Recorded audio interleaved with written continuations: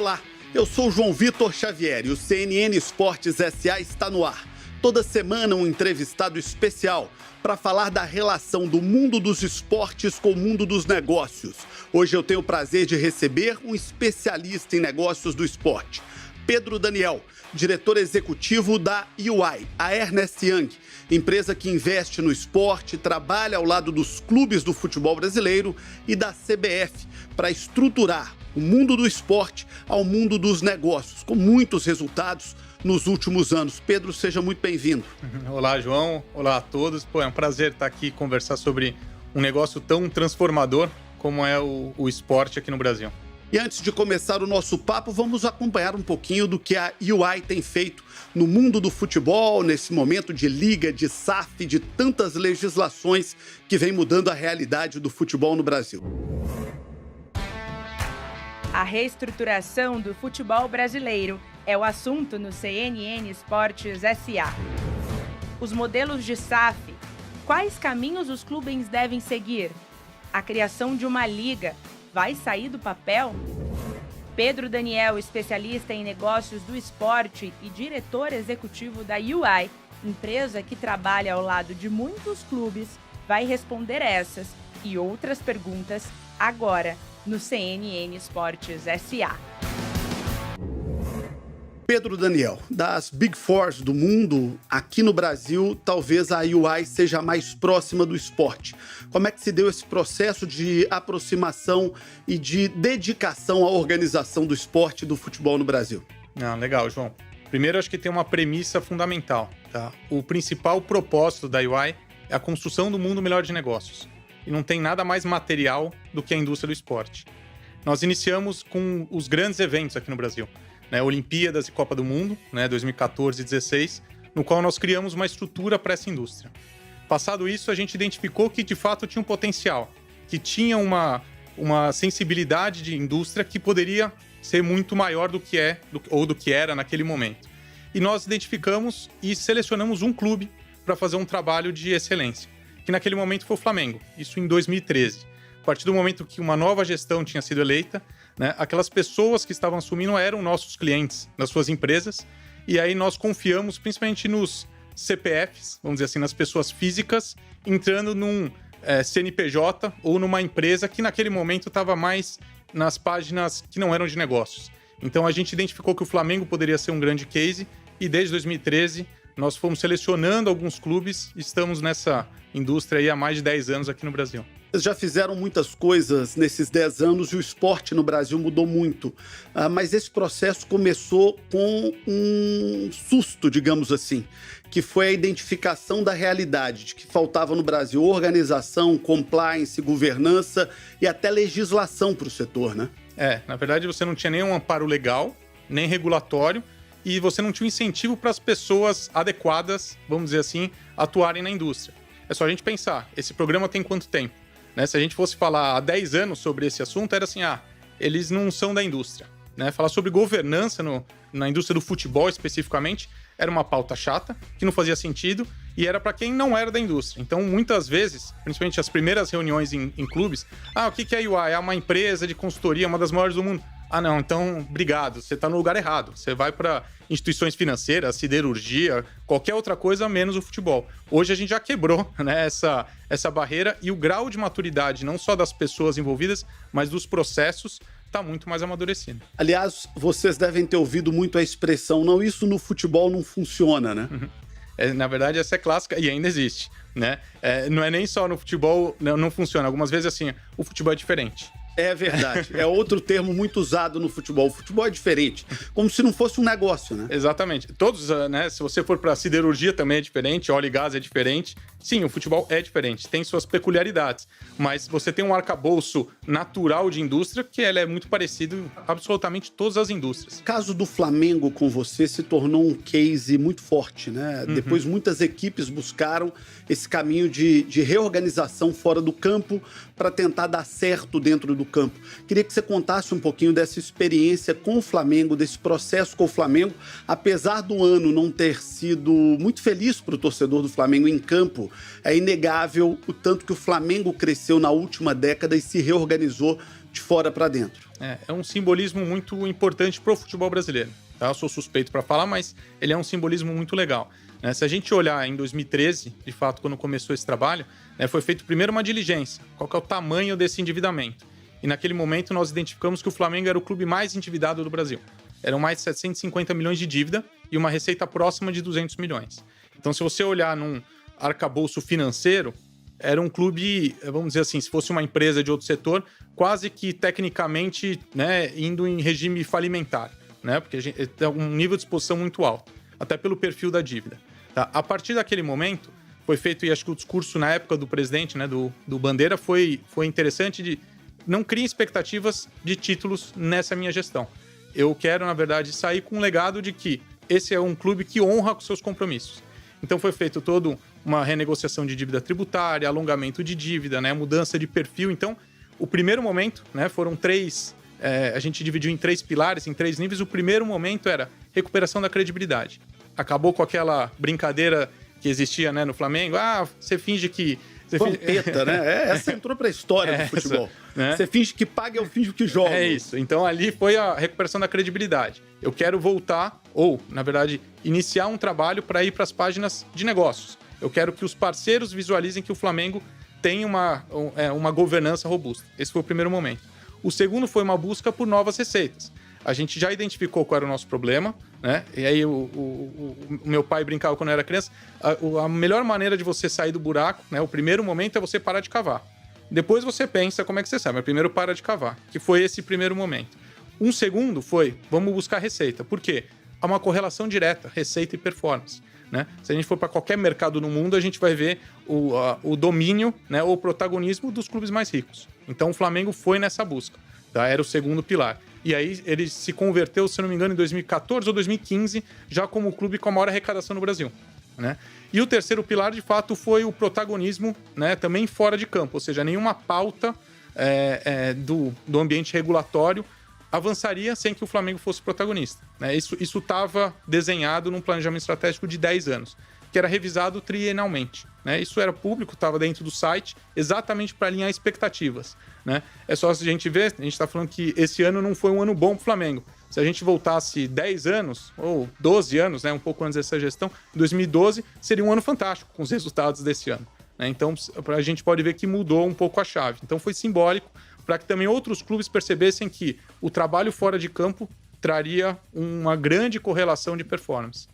Quais foram as principais dificuldades para implementar essa mentalidade num clube do tamanho do Flamengo, com uma torcida nacional gigante, todo torcedor quer ganhar título? Eu me lembro que o Bandeira de Melo ele foi massacrado num primeiro momento. Como é que foi virar essa chave? Como é que foi convencer um clube do tamanho do Flamengo de que era preciso ter essa mudança de comportamento para ser saudável? É engraçado porque são vários stakeholders envolvidos, né? Um deles é a torcida, tá? E que é fundamental, ele é muito importante.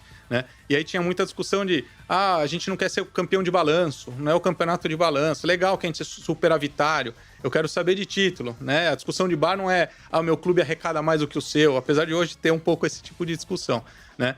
Mas foi um trabalho no qual as pessoas, né, naquele momento fizeram uma institucionalização dos processos, né? Qual que foi a grande, o grande, vamos dizer assim, a virtude, principalmente do Bandeira e da linha de frente, de que é uma empresa nova a cada 3 anos. É uma associação, né, dentro do período de mandato. Então a gente já viu muitas vezes uma gestão que entra, tenta se reestruturar, entra outra e derruba. Né? A velocidade da construção é mais lenta que da queda.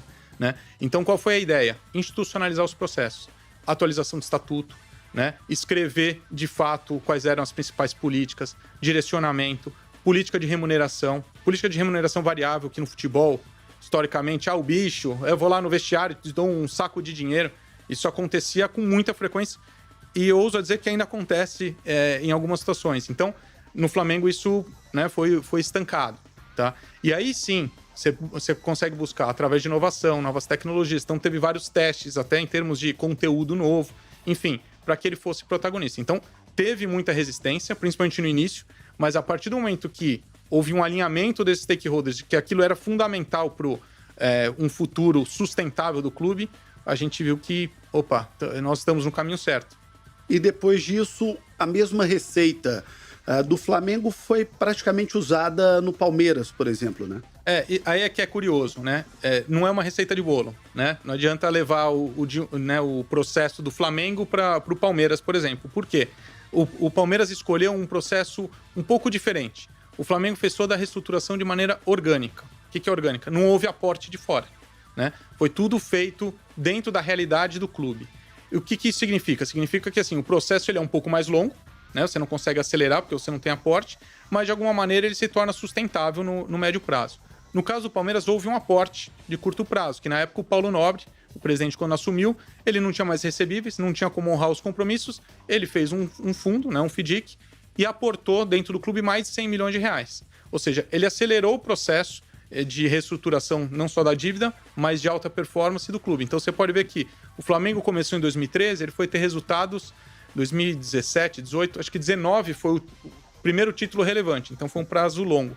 O Palmeiras também começou na gestão do Paulo Nobre e a gente pode ver que já em 2015, 2016 ele já tinha títulos nacionais, então foi mais curto, tá? Mas com um nível de exposição maior. Talvez num paralelo, se a gente for para o Galo, né, para o Atlético, a gente viu que também foi inorgânico, com aporte de fora. Então ele foi para um protagonismo numa velocidade maior. Vocês ganharam muita notoriedade no futebol brasileiro com o caso do Flamengo, mas teve um passo que foi estruturante nesse processo, que foi a decisão da CBF de contratá-los por um processo de construção de governança interna e de apoio aos clubes do futebol brasileiro. Nós vimos naquele momento do escândalo da FIFA, com prisão de dirigentes no mundo inteiro, e a CBF buscou um novo caminho a partir dali. Como é que se deu esse processo na CBF e a capilarização disso para os clubes das séries A e B do futebol do Brasil?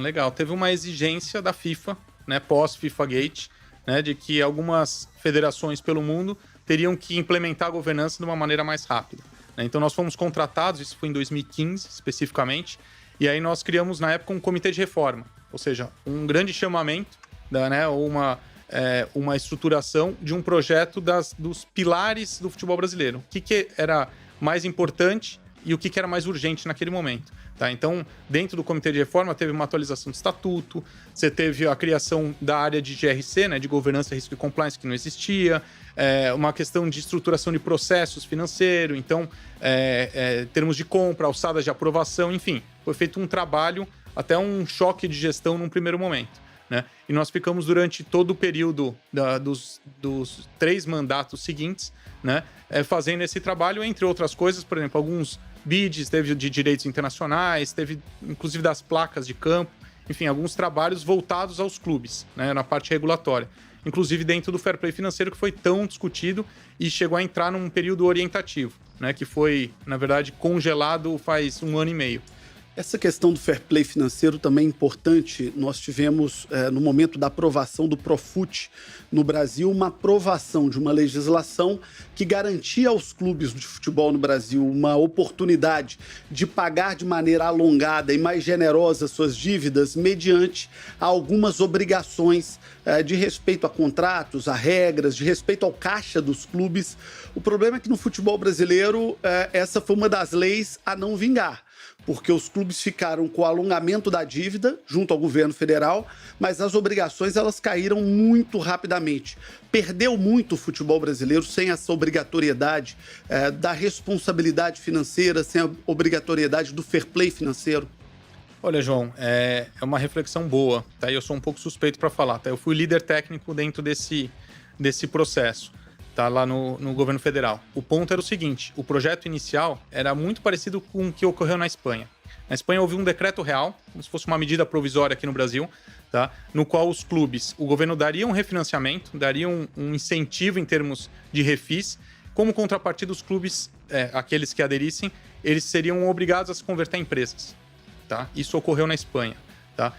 Aqui no Brasil, o conceito era o mesmo. Qual que era a contrapartida? Para que a gente não tenha uma nova discussão a cada 5 anos, que é o que acontece aqui no Brasil. A gente teve Time Mania 1 e 2, refis da Copa, o Profut, hoje já há uma discussão nova de um potencial novo refis. Ou seja, muda-se a gestão, que afinal de contas nós temos processos eleitorais nos clubes, né, entre 3 a 4 anos, né, e a discussão começa do zero, sempre a gestão passada.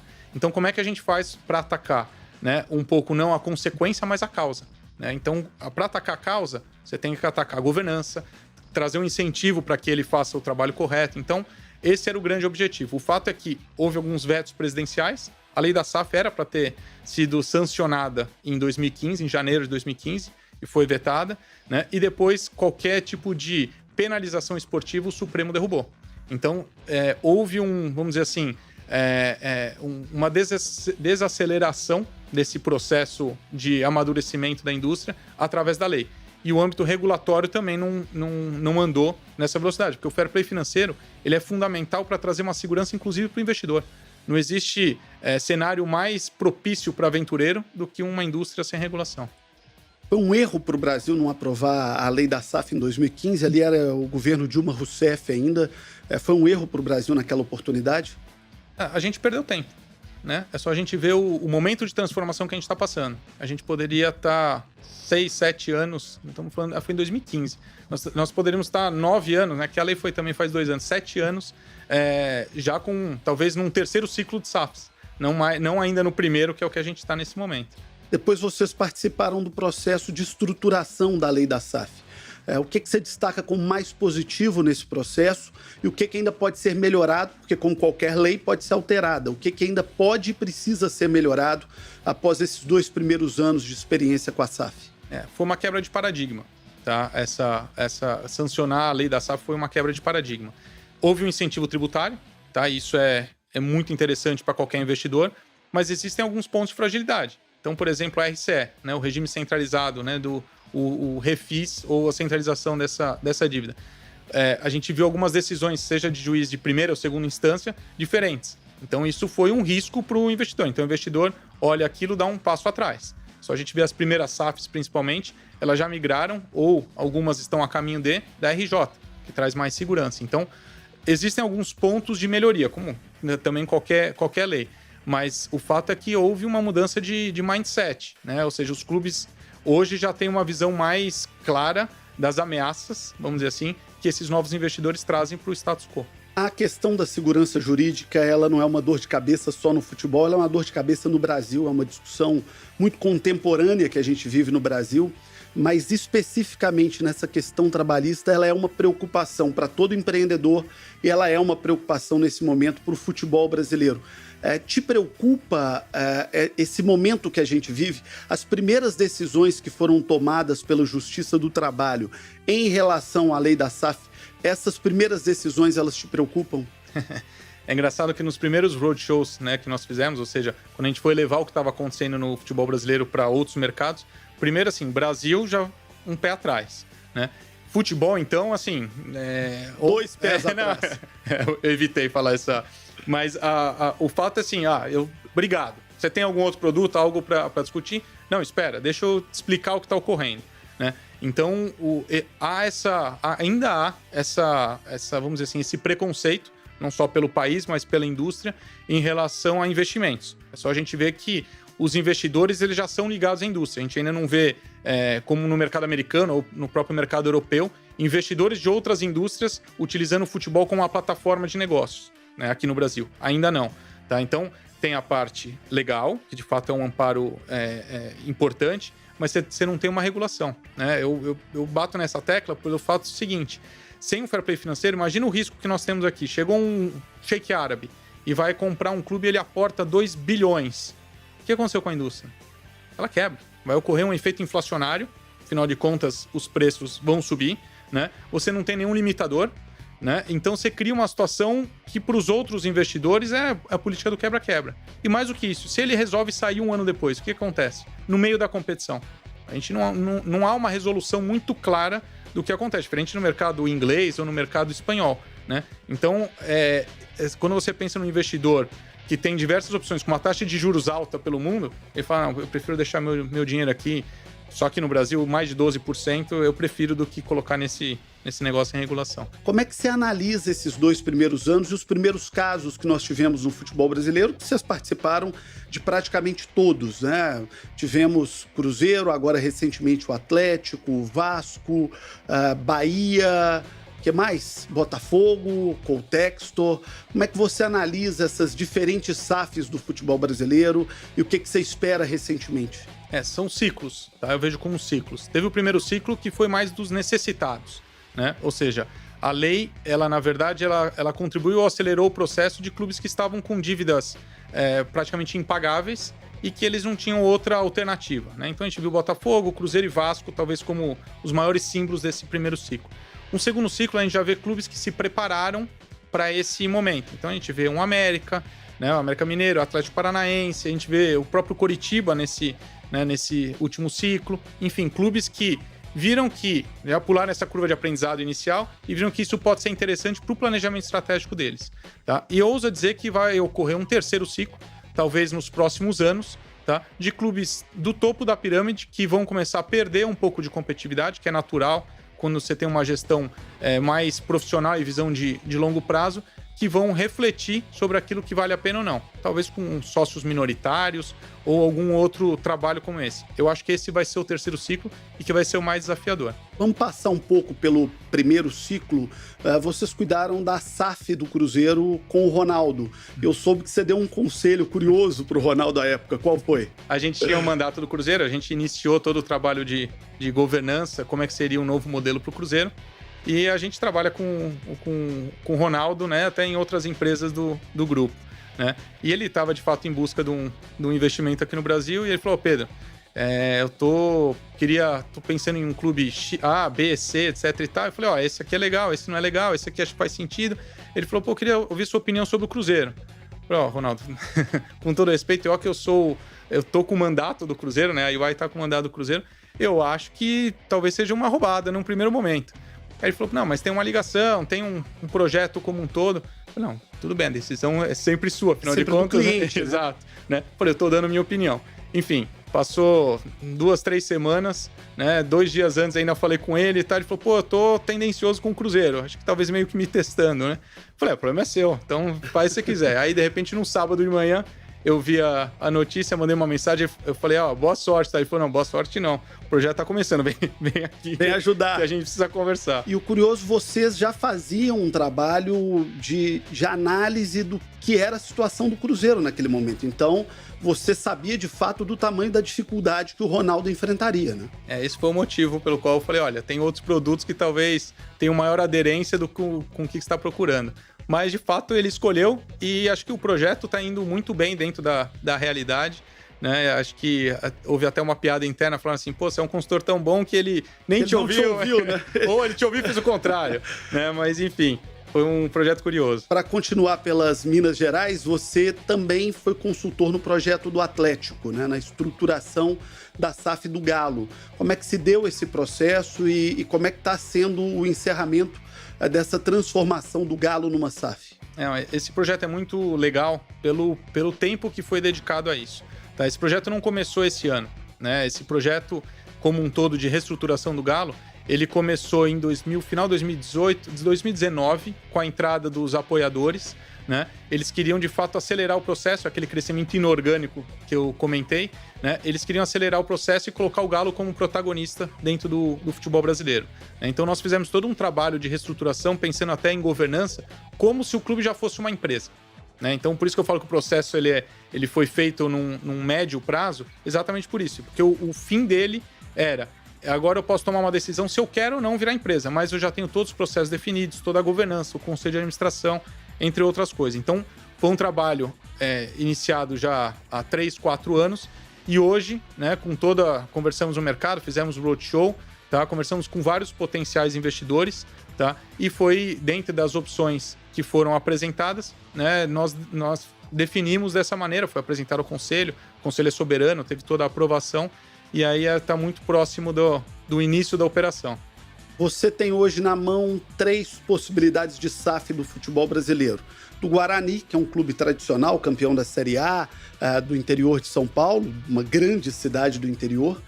Do Atlético Paranaense, que é tido por muitos como um exemplo de gestão, de organização, de planejamento. E do América Mineiro, que apesar de não ser um clube com grande torcida, também é muito reconhecido pela parte de gestão. Queria que você falasse um pouquinho sobre esses 3 casos e de como é que você vê a perspectiva dessas 3 novas SAFs. Tá, eu vou dizer do Atlético Paranaense, que acho que é o melhor case do futebol brasileiro nas últimas décadas. Tá? É um projeto de 25 anos já, tá? Que era um clube basicamente de bairro, tá? Era a 4ª torcida do Paraná, tá? E hoje se tornou essa grande potência que é, com a melhor infra do Brasil. Você tem o CT do Caju, você tem a Arena, que é a única que tem um teto retrátil na América Latina, que fecha 100%.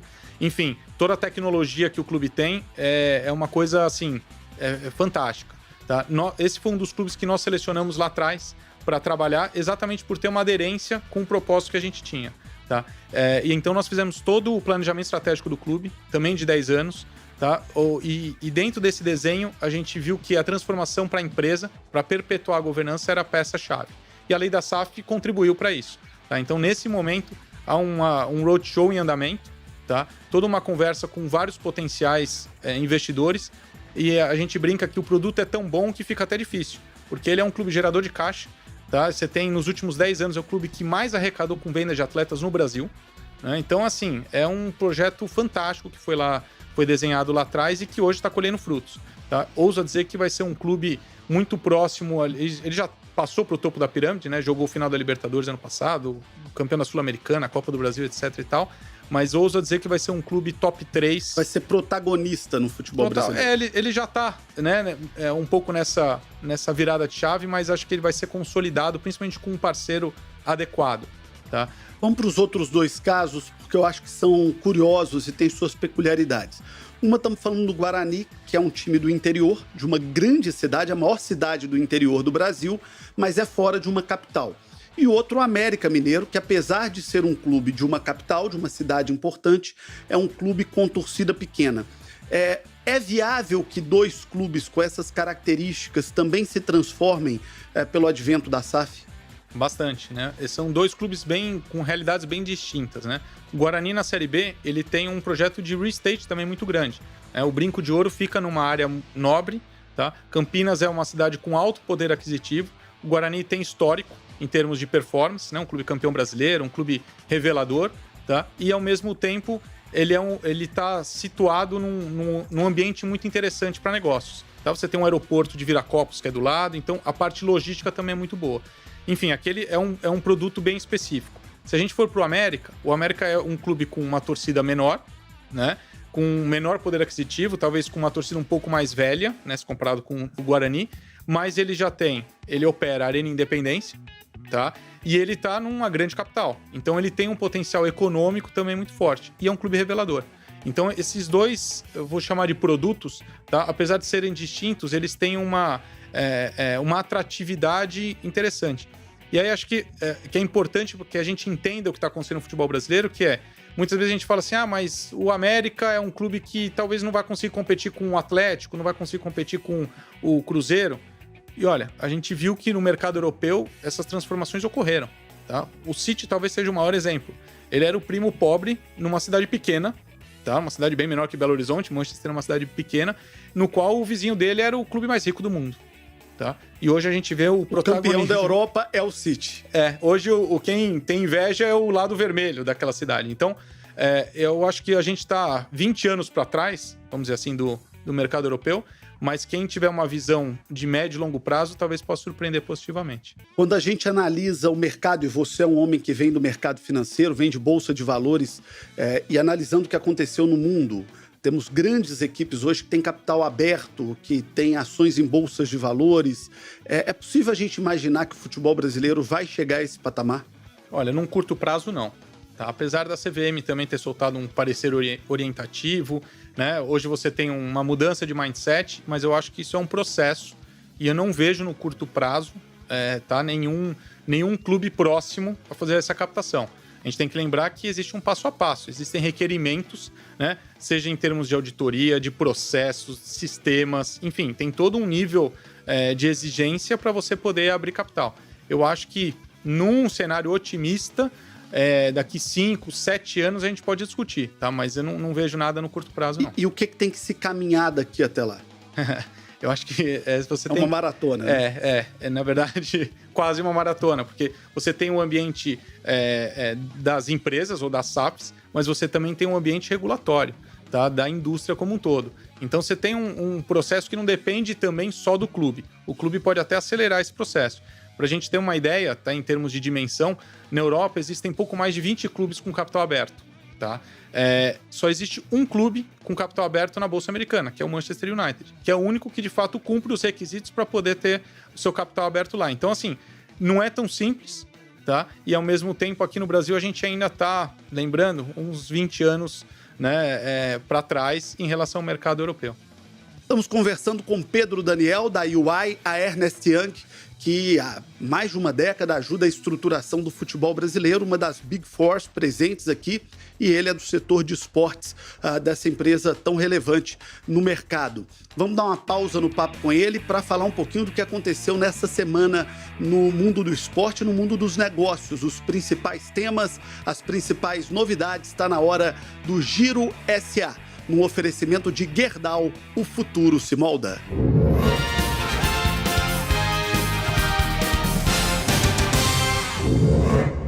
Giro SA chegando com as notícias dos negócios do esporte. E começamos falando do Santos. O clube assinou um acordo com a W Torre para a construção da nova Vila Belmiro. A empresa e o clube já estão buscando as aprovações para o início das obras. A nova Casa do Santos vai ter capacidade de 30.100 pessoas. A previsão é que a obra tenha duração de 24 a 30 meses.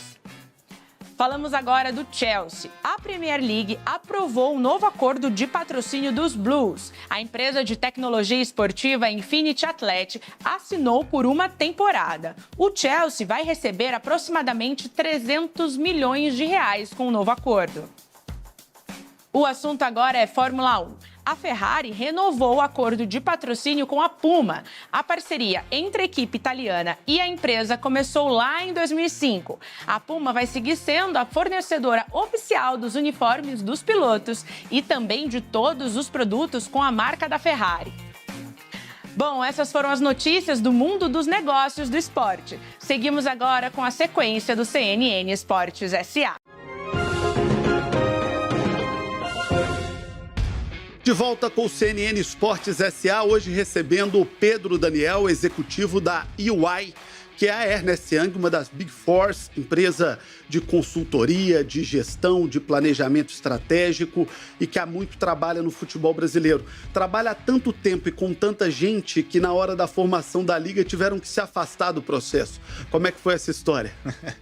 Não, na verdade não é nem se afastar, né? Como a gente trabalha com clubes de todos os lados, né? Dos três, vamos dizer assim, né? Nesse momento, desses três grupos, nós estamos auxiliando todos os grupos numa tentativa de união, tá? Mas nós não temos contratos em relação à liga em nenhum dos três. Na primeira rodada, na primeira mesa, quando os 40 clubes estavam ainda do mesmo lado, vocês participavam da estruturação do negócio.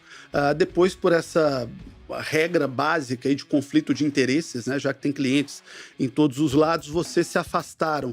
Como é que vocês enxergam o processo hoje? É possível acreditar numa liga no futebol brasileiro?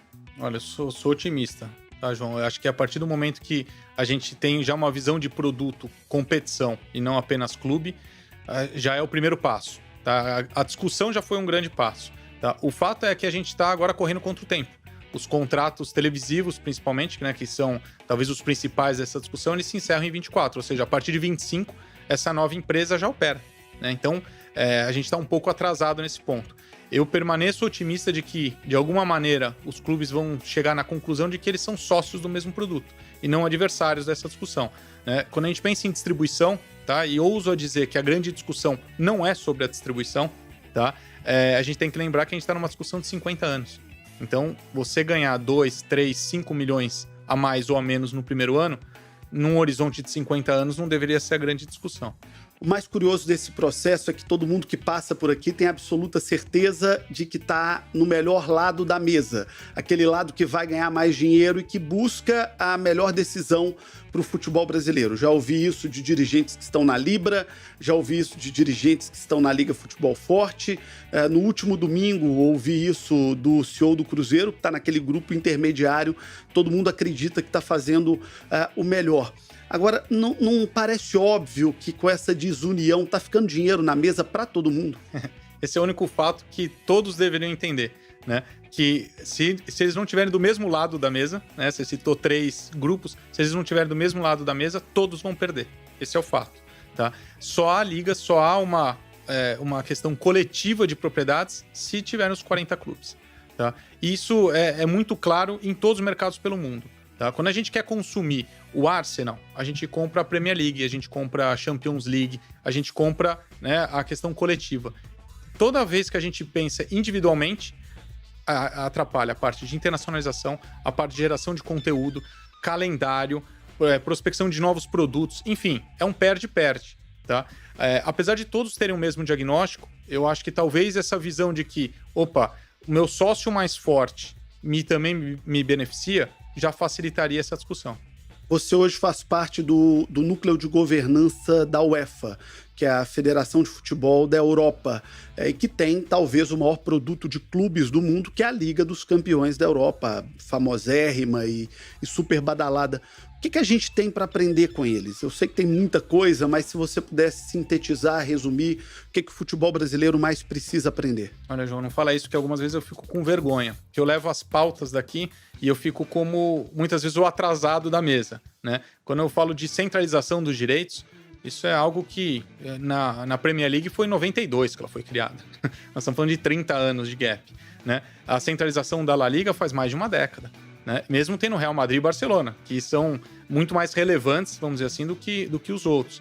Né? Até Portugal, que era a única liga que a gente poderia falar, também é individual, agora por uma questão de lei, tá? Vai ser coletiva. Ou seja, nós somos os únicos dentro de uma esfera do futebol mundial que ainda é individual. Então, assim, quando eu levo essas pautas, como é que está o mercado brasileiro ou sul-americano, que é de fato o que eu levo, então a gente está discutindo se vai criar a liga ou não, tem blocos que estão separados.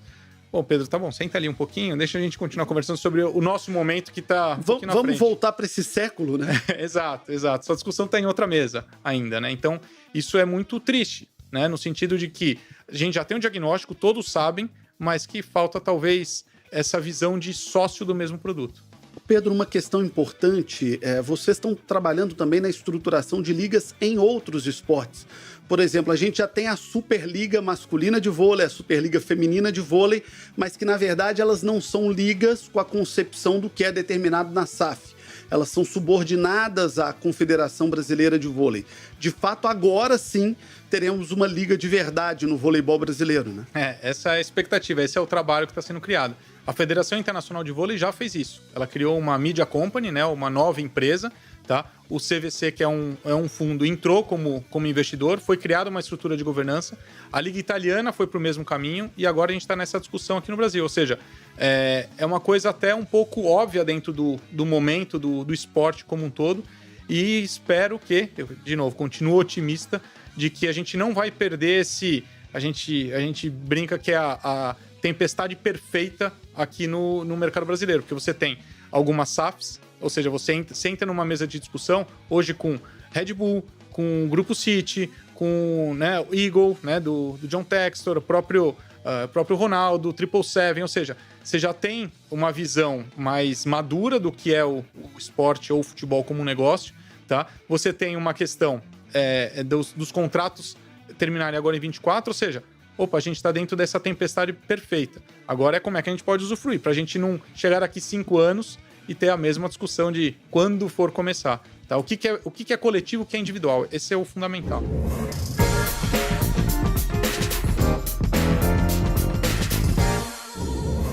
Tá na hora do De Primeira SA, perguntas curtas, respostas rápidas no oferecimento de Gerdau. O futuro se molda. Qual o melhor modelo de liga para o futebol do Brasil? Nenhum dos dois modelos é o ideal, tá? Principalmente porque eles não estão os 40 na mesma mesa, tá? Não só em termos de distribuição, mas principalmente de governança. Eu acho que há pontos positivos nos dois lados, né? Hoje já há uma maturidade maior dos dois lados, mas eu acredito que dentro de uma estratégia de conteúdo, tá? Acho que uma fusão ali dos dois é fundamental. Não há a melhor nesse momento, não. Então você diria que o melhor modelo é o modelo que dê unidade? É a única maneira de se ter uma liga dentro do Brasil. Qual a melhor SAF criada até aqui no futebol brasileiro? Eu sou um pouco suspeito para falar, tá? Mas acho que a do Galo ela foi muito bem desenhada numa visão de médio e longo prazo. Tá muito pautada no que ocorre no mercado americano, principalmente. Por que você acredita que esse modelo é melhor? Primeiro porque a distribuição foi feita de uma maneira de que os principais interessados, tá, eles pensam no bem do produto, tá? E não apenas numa utilização como uma plataforma para outras coisas. E em segundo, porque ele tem uma aderência muito grande com a nova arena, com a nova estrutura que está sendo montada, e acho que ela vai ser muito mais atrativa no médio prazo do que as outras. Eu tenho perguntado a todo mundo que passa por aqui, você conhece como consultor, como parceiro dos clubes brasileiros, com muita profundidade, a realidade do nosso futebol hoje. O futebol brasileiro vai dar certo? Eu acordo cedo todo dia e trabalho nessa indústria pensando nisso. A gente tem que lembrar que hoje o futebol brasileiro, ele é uma indústria de conteúdo. Ela não é mais uma indústria de operação de jogo. E conteúdo é aquilo que você assiste o que você quiser, a hora que você quiser e onde você estiver. Então, a partir do momento que a gente identificar que os nossos concorrentes não são mais o meu clube vizinho ou o meu clube rival, a gente vai perceber que o nosso conteúdo pode ser melhor. Fórmula 1, NBA, todos esses já perceberam isso e começaram a trazer novos consumidores. O futebol brasileiro vai dar certo.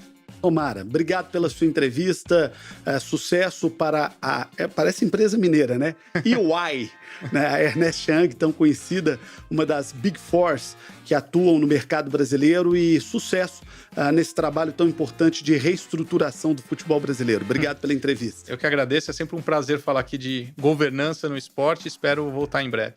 Muito obrigado pela sua audiência, o CNN Esportes S.A. fica por aqui. Toda semana um convidado especial para falar sobre esse fantástico mundo do esporte e também dos negócios. Obrigado pela audiência e até mais.